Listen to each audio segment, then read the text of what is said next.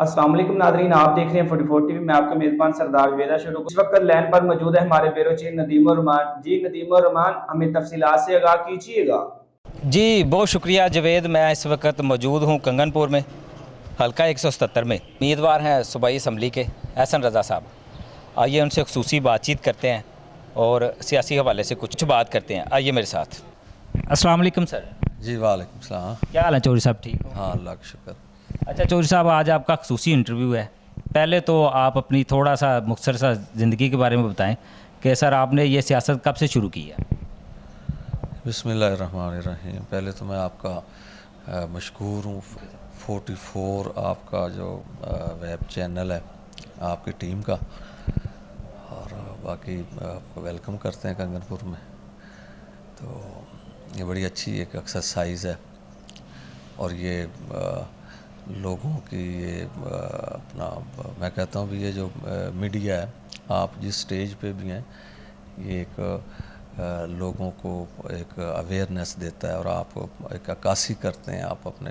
बहुत शुक्रिया सर, बहुत शुक्रिया। हाँ, तो आपने जो क्वेश्चन किया, तो कई जो ज़िंदगी होती है ना, जिसमें कई दफ़ा ये होता है कि कोई बंदे की सोच भी नहीं होती।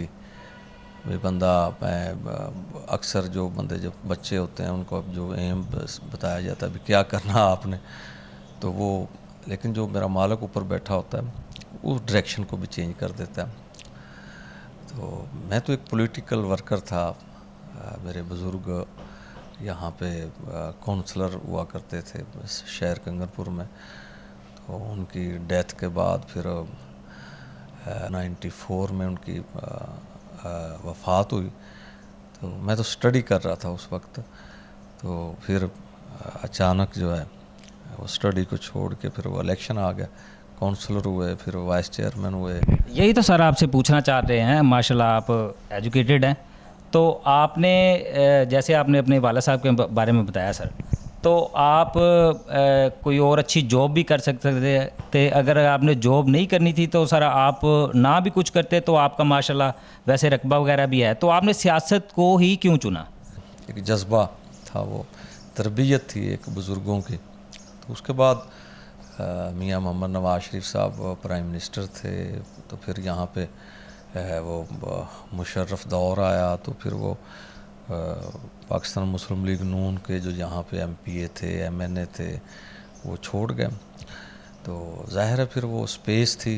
तो उस वक्त फिर सब दोस्तों ने पूरे इस इलाके में, तो उन्होंने एक स्टैंड किया मुझे, और मैं फिर मेरे ख्याल 2002 का इलेक्शन लड़ा।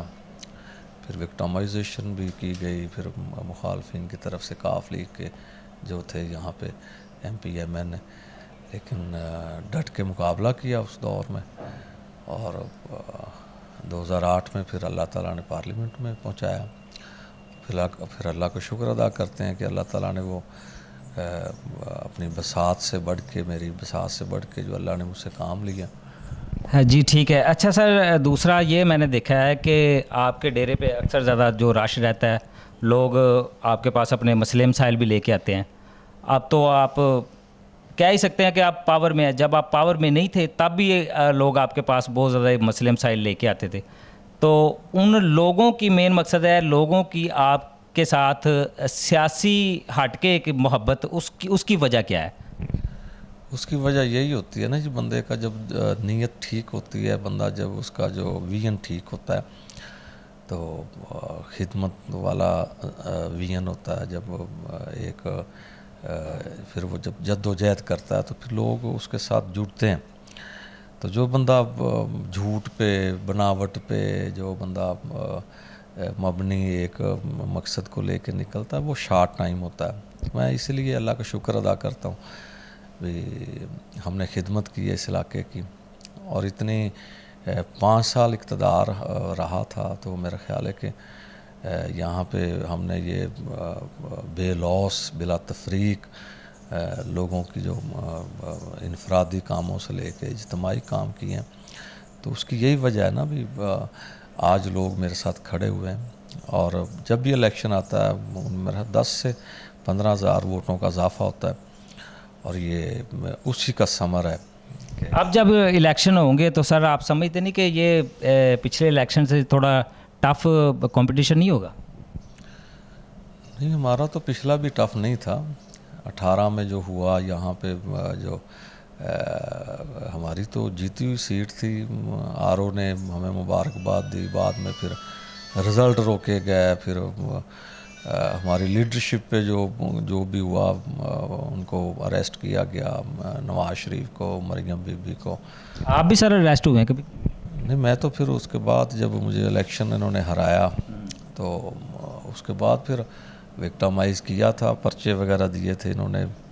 وہ اب جیسے ہی آج کل انوائرمنٹ چل رہا ہے تو ایسے ہی تھا نا اس ٹائم. تو ہمیں کہا گیا تھا بھی آپ بیانیہ چینج کریں آپ میاں نواز شریف کا.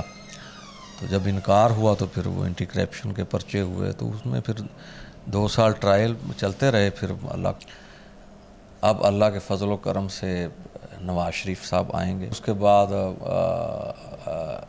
انتخابات ہوں گے، میاں نواز شریف صاحب حصہ لیں گے، اور بڑی انشاءاللہ بالکل کلیئر نیٹ انتخابات ہوں گے، اور پاکستان ترقی کرے گا، اور ہر ادارہ اپنے ڈومین میں کام کرے گا.